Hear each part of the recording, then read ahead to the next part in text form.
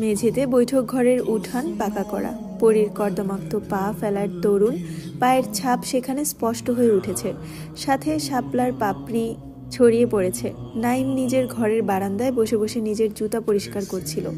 আসার সময় কাদা লেগে গেছে। হঠাৎ কারো পায়ের শব্দে উঠানের দিকে তাকালো। দুজন মেয়ে দৌড়ে চলে গেল।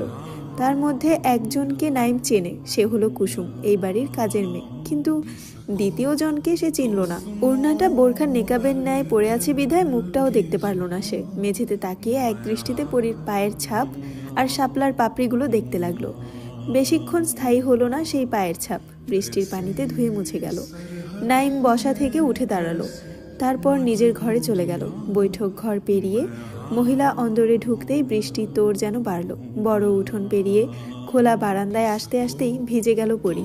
হাতের শাপলাগুলো মেঝেতে রেখে হাত পা ঝাড়ল সে। কুসুম ততক্ষণে রান্নাঘরে চলে গেছে। বাড়িতে মেহমান এসেছে, রান্না করতে হবে তো। ভেজা জামা কাপড় ছাড়বে বলে পরী আবার দৌড় দিল। ধূপধাপ শব্দ এলো পরীর পায়ের, কিন্তু পরক্ষণই থেমে গেল সে। নিজের ঘরে অচেনা গন্ধ পেয়ে রুমি বিছানায় গা এলিয়ে দিয়ে ঘুমিয়ে পড়েছে। পালক আর মিষ্টি ব্যাগ খুলে কিছু খোঁজায় ব্যস্ত। কারো আগমনের আভাসে দুজনেই ঘাড় ঘুরিয়ে তাকালো। পরীকে দেখে চিনল না ওরা। পরী নিজ কক্ষে প্রবেশ করতে করতে বলল, কারা আপনারা? আমার ঘরে কি করেন? ওরা দুজনেই থতমত খেয়ে গেল। কার ঘরে মালা ওদের রেখে গিয়েছে তা ওরা জানে না। যেখানে ওদের থাকতে দেওয়া হয়েছে ওরা সেখানেই থাকছে। পরী আরেকটু কাছে এসে দাঁড়িয়ে আবার একই প্রশ্ন করতেই মিষ্টি জবাব দিল, আমরা শহর থেকে এসেছি। এই গ্রামের জমিদারের গিন্নি মানে মালা বেগম আমাদের এই ঘরে থাকতে বলেছেন। সঙ্গে সঙ্গে পরীর রাগ আসমান ছুঁয়ে গেল। যেখানে নিজের জিনিসপত্রে কারো হস্তক্ষেপ সে পছন্দ করে না, সেখানে একই ঘরে এই মেয়েদের নিয়ে সে থাকবে কিভাবে? সাথে সাথেই পরী গলা ফাটিয়ে মালাকে ডাকতে শুরু করে দিল, আম্মা আম্মা, আম্মা যান একটু এদিকে আহেন। কিন্তু মালার পরিবর্তে ঘরে এসে হাজির হলো আবেরজান বেগম। লাঠিতে ভর দিয়ে এসে তিনি বললেন, মাইয়া মানুষ, এত গলা বাজাস কেন? তোরে না কইছি, এত চিল্লাস কেন বারবার? পরী দ্রুত পায়ে দাদির নিকটে গিয়ে দাঁড়িয়ে বলল, আমারে না জানাইয়া আমার ঘরে অন্য মানুষ ঢুকতে দিলা কেন? আবেরজান পান চিবুতে চিবুতে বলল, অহনেই তো আইলো ওরা, একটু জিরাইতে দে, তোর মায়ের মেলা কাম এখন, পরে ওগরে অন্য ঘরে দিয়াইব। তুই ভিজা গেছুস, কাপড় বদলা। লাঠির ভরে চলে গেল আবেরজান। মিষ্টি আর পালক লজ্জায় মাথা নুইয়ে ফেলেছে। প্রথম দিনেই এত বড় অপমান মেনে নিতে পারল না ওরা। মেয়েটা কিভাবে সামনাসামনি কথাগুলো বলে ফেললো? রুমি এতক্ষণ ঘুমাচ্ছিল। পরীর চিল্লানোর ফলে ধরফরিয়ে উঠে সে। পরবর্তী কথাগুলো ওর কানে যেতেই লজ্জা বোধে মাথা নিচু করে ফেলে। এখন ওদের মনে হচ্ছে এই গ্রামে আসাটাই ভুল হয়েছে ওদের। পরী কথা না বলে সামনে পা বাড়ালো। কাঠের সাথে লাগানো আয়নার সামনে গিয়ে দাঁড়ালো। অনেকটা দেখতে ড্রেসিং টেবিলের মতো। তার সামনে কয়েকটা কৌটা আর কতগুলো রং বেরঙের ফিতা। এতক্ষণ ধরে মুখে ওড়না বাঁধা থাকলেও এখন সেটা এক টানে খুলে ফেলল পরী। তারপর চুল থেকে ফিতার বাঁধন খুলতে ব্যস্ত হলো। মিষ্টি আর পালক চোখ তুলে পর্যন্ত তাকাতে পারল না, কিন্তু রুমির ধাক্কায় সেদিকে দুজন তাকালো। রাগ জড়ানো কণ্ঠে পালক বলল, কি হয়েছে, ধাক্কা দিচ্ছিস কেন? রুমি হাঁ করে সামনের দিকে তাকিয়ে চোখ রেখে বলে উঠল, হ্যাঁ রে, এটা কি মেয়ে নাকি কোনো মোমের পুতুল? একটু কি ছুঁয়ে দেখবো? রুমির কথার মানে ওরা দুজনে বুঝতে পারলো না। রুমির দৃষ্টি অনুসরণ করে সামনে তাকাতেই ওদের দৃষ্টি স্থির হলো সামনের আয়নাতে। আয়নার প্রতিবিম্বে যেন একটা পরীর আগমন ঘটেছে। পুরো পুতুলের মতোই লাগছে সামনে দাঁড়িয়ে থাকা মেয়েটিকে। গায়ের রংটা উজ্জ্বল ফর্সা, তার উপর পানির ফোঁটাগুলো চিকচিক করছে। এই প্রথম মেয়ে হয়ে কোনো মেয়ের উপর চোখ আটকে গেছে ওদের। ঘর থেকে কিছুতেই বেরোতে পারছে না ওরা।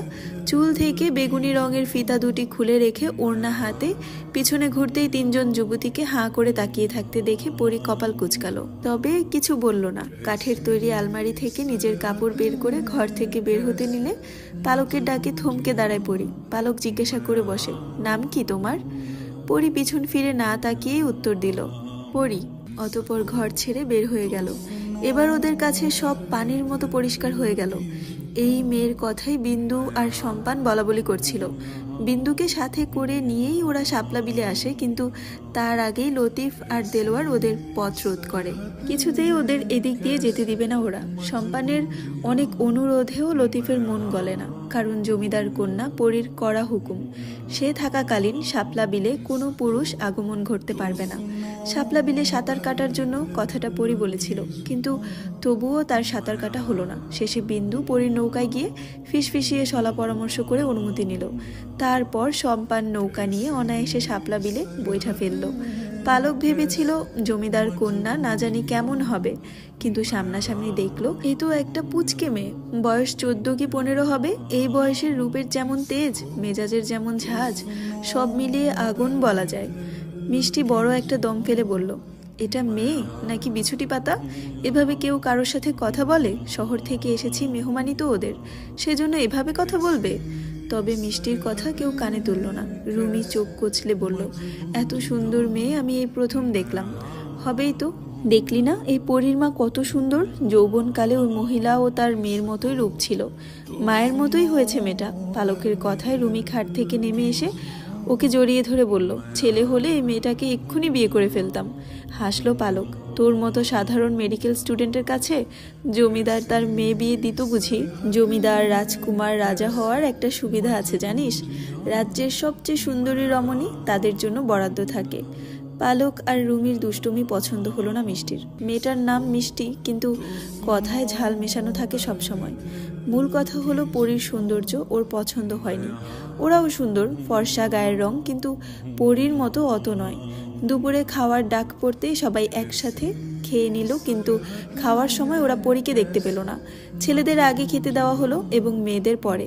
খাওয়া শেষ করে কিছুক্ষণ বিশ্রাম নিয়ে বের হলো ওরা। ঘাটে ওদের জন্য নৌকা বাঁধাই আছে। কাগজপত্র নিয়ে দ্রুত নৌকায় চেপে বসে সবাই। এখন ওরা গ্রামের আশ্রয় কেন্দ্রে যাবে। সেখানে শতাধিক মানুষ আছে, অর্ধেকের বেশি অসুস্থ। সেখান থেকে ওরা জমিদারের বাগান বাড়িতে যাবে, সেটিও বর্তমানে আশ্রয় কেন্দ্রে পরিণত করেছে আফতাব। নৌকায় বসে পালক আর রুমি ফিসফিস করে বলছে আর হাসছে। ওদের কাণ্ড দেখে নাইম জিজ্ঞাসা করলো, কিরে তোরা নিজেদের মধ্যে কি বলছিস? আমাদেরকেও বল শুনি। শেখর তাতে তাল মিলিয়ে বলল, বোধহয় বিয়ের পর হানিমুনের বাচ্চা কাচ্চার প্ল্যান করছে। বলতে বলতে হাসলো শেখর। পালক শেখরের বাহুতে ধাক্কা দিয়ে বলল, জি না মশাই, আমরা জমিদারের মেয়ে পরীর কথা বলছি। জানিস মেয়েটি দেখতে খুব সুন্দর, একদম পুতুলের মতো। নাম পরী, আর দেখতেও পরীর থেকে কম নয়। আমি কখনো রাজকন্যা দেখিনি, কিন্তু রাজকন্যারা বোধহয় এই পরীর মতোই দেখতেই হয়। কৌতূহল হয়ে পালকের কথা শুনতে লাগলো শেখর আর নাইম। সাথে আসিফও ছিল, তবে পুরোপুরি হয়তো কথাটা বিশ্বাস হলো না ওদের। আসিফ ব্যঙ্গাত্মক সুরে বলল, ফাজলামো করছিস? গ্রামে এরকম নোংরা পরিবেশে এত সুন্দর মেয়ে? ধমকে উঠল রুমি। চুপ থাক, একটা মেয়ে কখনোই আরেকটা মেয়ের রূপের বর্ণনা দেয় না, দিতে চায় না, কিন্তু আমি না দিয়েও পারছি না। আসলেই মেয়েটা খুব সুন্দর। নাইম ওদের সবার দিকে তাকিয়ে বলল, তাহলে তো দেখতে হচ্ছে মেয়েটাকে। দেখি কেমন সুন্দর, তা দেখবি কিভাবে? অন্দরমহলে তো পুরুষ ঢুকতে দেওয়া হয় না। রুমির দিকে তাকিয়ে কপাল কুঁচকালো নাইম। সত্যিই তো, তাহলে কি পরীকে দেখা হবে না? যদি পরী বাইরে আসে তাহলে দেখব। পালক ভেঙচি কাটলো।